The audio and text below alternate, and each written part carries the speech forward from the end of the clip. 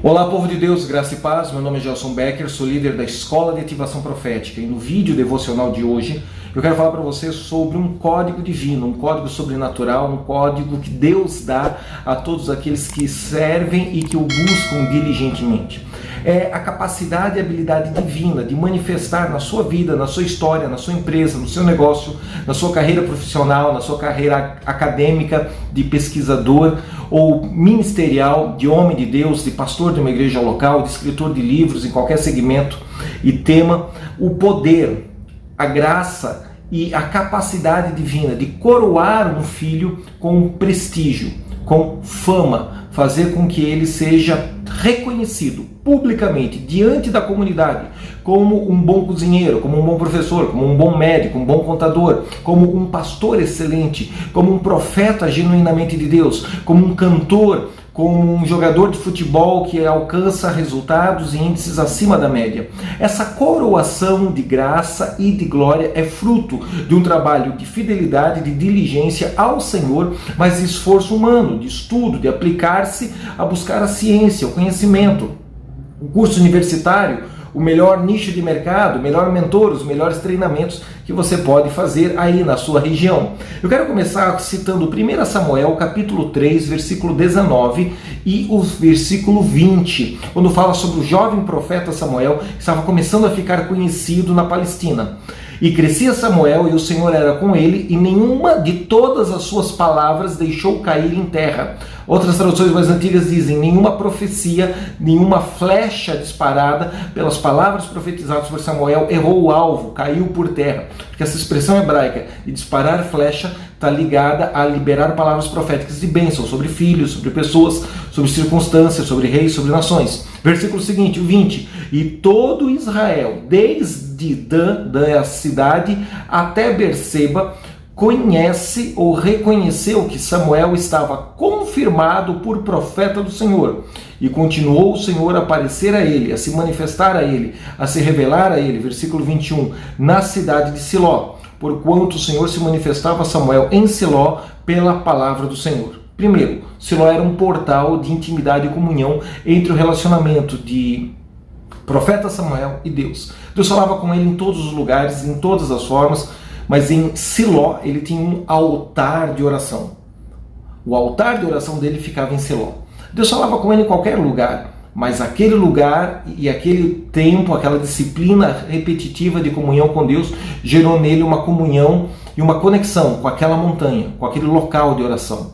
Segundo, há um perímetro geográfico que Deus estabeleceu como influência para a palavra profética dos lábios de Samuel, da cidade de Dan até a cidade de Berseba. É um perímetro geográfico que Deus deixa bem claro que naquela região ali as pessoas reconhecem e têm o testemunho do Espírito Santo de Deus, do Espírito delas, de que Samuel é profeta de Deus. E ele estava crescendo, estava começando a ficar conhecido, e as palavras saíam da sua boca, se confirmavam, e não eram flechas que erravam o alvo, não eram flechas que caíam por terra.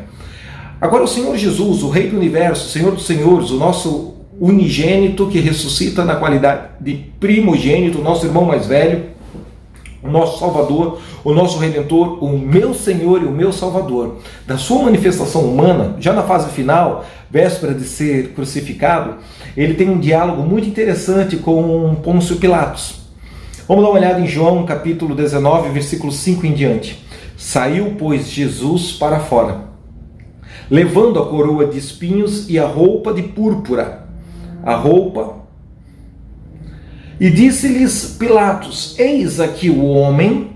Quando viram-no, pois, os principais sacerdotes e servos clamaram em alta voz, dizendo: crucifica-o, crucifica-o, crucifica-o.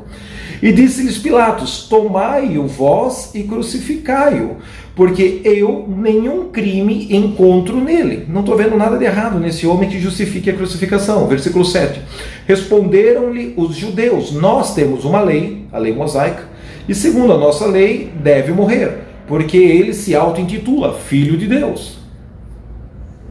E Pilatos, quando viu esta palavra, ficou mais atemorizado, e entrou outra vez na audiência e falou para Jesus. Pilatos está querendo ajudar Jesus a não ser crucificado, mas Jesus veio exatamente para essa hora. Algumas horas atrás, Pedro tentou ajudar Jesus a não ser crucificado, cortando a orelha do soldado Malgo. E Jesus disse: se eu precisasse disso, eu oraria ao Pai e lhe mandaria 7 legiões de anjos para me ajudar. Eu vim exatamente para essa hora. Mas ele entra em audiência e diz para Jesus: de onde és tu? Jesus não lhe responde nada. Disse-lhe, pois, Pilatos: não falas comigo? Não sabes tu que eu tenho poder para te crucificar e eu tenho poder para te soltar? De fato, aqui na terra, no mundo da jurisprudência, no mundo dos homens, Pilatos tinha esse poder. Olha a resposta de Jesus.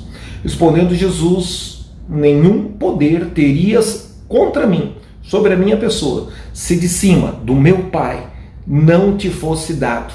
Mas aquele que me entregou a ti, maior pecado tem. Aí está falando da mentira, da conspiração dos líderes do templo de Herodes, dos sumos sacerdotes da época, que queriam eliminar Jesus da praça. Veja, Jesus ele tem uma profunda consciência de quem ele é, do poder, da autoridade que ele ocupa no universo. E ele tem uma profunda consciência de que todo o poder foi dado por Deus dos céus.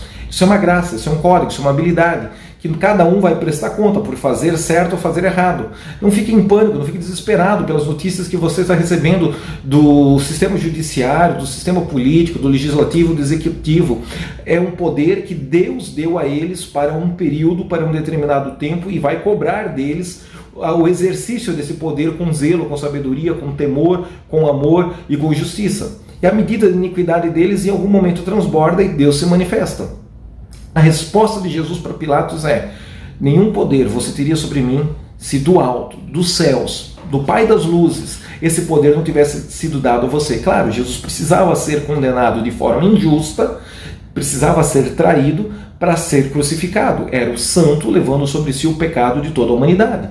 Jesus sabia que as profecias messiânicas que falavam desse dia, desse episódio, envolvia mentira, manipulação, trama, e de certa forma Pilatos, que não era judeu circuncisado, tinha mais temor de Deus nessa situação de condenar Jesus como inocente. Acho que a esposa dele havia tido um sonho e falou para ele: não te mete nesse judeu aí, deixa esse cara vivo. Mas a multidão gritando, né, crucifica-o, crucifica-o, crucifica-o, ao ponto de lavar as mãos e querer sair fora. Ora, Jesus sabia que precisava sofrer essa injustiça, e se ele abrisse a sua boca para se defender, para se auto-justificar, talvez até ele não fosse crucificado e o plano redentor da humanidade não tivesse sido correspondido em Jesus. Então Jesus, ele fica em silêncio, ele não se defende. Quando Pilatos propõe para ele uma chance de livrá-lo da morte, livrá-lo da cruz: não sabes tu que eu tenho poder na terra para te crucificar e para te livrar da cruz? Jesus não diz: você não tem poder. Ele reconhece o poder humano, territorial e temporal de Pilatos e diz: de fato, você tem um certo poder sobre mim, porque do alto, dos céus, essa autoridade te foi dada por um período e por um propósito específico.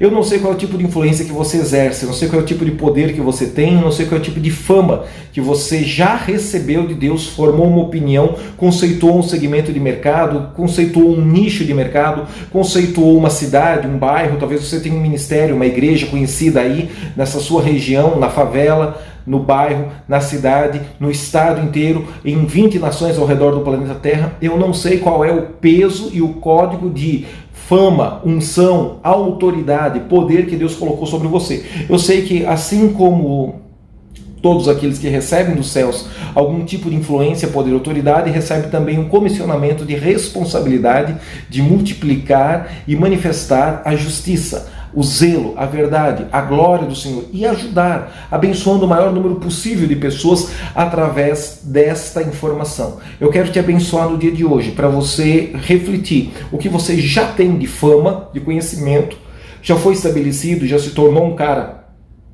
um determinado nicho acadêmico ou nicho de mercado profissional, ou até mesmo no ministério, no sacerdócio, com uma certa fama, com um certo conceito, com uma certa visibilidade, e que corresponda a isso na medida em que Deus semeou e depositou sobre você esta autoridade, esta influência, esse poder. Não quero que isso seja um peso para te esmagar, para te oprimir, para te fazer se sentir culpado ou preocupado, mas quero estimular você a fazer como o jovem profeta Samuel e ampliar este perímetro de influência comercial, perímetro de influência ministerial, espiritual enquanto profeta, da cidade de Dan até a cidade de Berseba. Eu não sei se você é um profeta conhecido aí no sul do Brasil, no norte do Brasil, no centro-oeste do Brasil, em todo o Brasil, nos confins da terra, se você é muito conhecido nos Estados Unidos, se você nunca foi pregar na América, se você já é conhecido na Ásia. Eu sei que é um código, é uma unção, é uma chave, um poder de autoridade, de ser conhecido, de ser um prestígio que Deus dá para os filhos dele na medida em que os frutos do ministério desses homens e dessas mulheres correspondem àquilo que o Pai espera, deseja, vislumbra para a manifestação dos seus filhos na terra. Eu quero te abençoar com isso. Se você ainda não é conhecido, se você ainda não tem fama, se você ainda não tem um prestígio, mas tem um foco, tem uma visão, tem uma direção de Deus, seja no mercado profissional, seja no mundo acadêmico, seja no mundo ministerial, do serviço através da igreja local, de um ministério para-eclesiástico, eu quero que você foque na experiência de Daniel e que as palavras que saírem da sua boca, as palestras que você dá ou os cultos que você pregar, sejam flechas certeiras, sejam palavras proféticas que não caiam por terra, que não abortem, que não morrem, que a sua previsão de mercado seja assertiva, que a sua previsão de mercado seja uma flecha que alcance o alvo e milhares de investidores enriqueçam junto com você, para louvor e glória do nome do Senhor Jesus. Porque Ele coroa os seus filhos de intimidade, de comunhão e de relacionamento com esta fama, com esse prestígio, com esse poder, com esta influência em diversos segmentos de mercado. E fazendo assim, correspondendo nessa simplicidade ao que Deus depositou sobre você como poder, autoridade, responsabilidade, fama, prestígio, você vai estar manifestando a glória de Jesus para pessoas que talvez nunca aceitassem um convite formal para ir numa igreja assistir um culto, mas nesses relacionamentos acadêmicos, de palestra, de treinamento, de comércio, de reunião de negócios ou na própria igreja, eles vão receber. Que Deus te abençoe abundantemente mais, que o perímetro de influência geográfica, profética, nesta geração, nesse tempo, amplie através da unção de Deus nas nossas vidas. E que, como Jesus, mesmo sendo quem Jesus era, reconheceu a autoridade de Pilatos, mesmo sendo um pagão, mas naquele momento ele testificou, de fato, o que você tem de poder foi o Pai, foi os céus, foi do alto que te foi dado. Então nós também possamos nos relacionar com políticos, com vereadores, com deputados, com juízes, com promotores, com magistrados, reconhecendo que muitas vezes esses homens, essas mulheres não possuem o temor de Deus, não possuem o santo temor do Espírito Santo, mas foram colocados em lugares de influência, em lugares de posicionamento estratégicos e exercem uma autoridade terrena, uma autoridade política, civil, uma autoridade jurídica e temporal. Oremos por eles para que eles façam isso com a revelação de Cristo Jesus. Ou então que Deus os tire dessas cadeiras de poder e coloque pessoas com os valores do reino de Deus. É por isso que a igreja dorme nos últimos anos, achando que vai sair voando feito um pardal e não precisa fazer a lição de casa da tarefa da grande comissão. E nós temos desconstruído essas superstições e estabelecido vários princípios, vários treinamentos, entre eles a teologia dos 7 montes, que é apenas uma entre muitas ferramentas para multiplicar essa verdade. Vamos juntos unir nossos dons, nossos talentos e conduzir os filhos de Deus nesse processo de amadurecimento, de expansão e de manifestação em glória.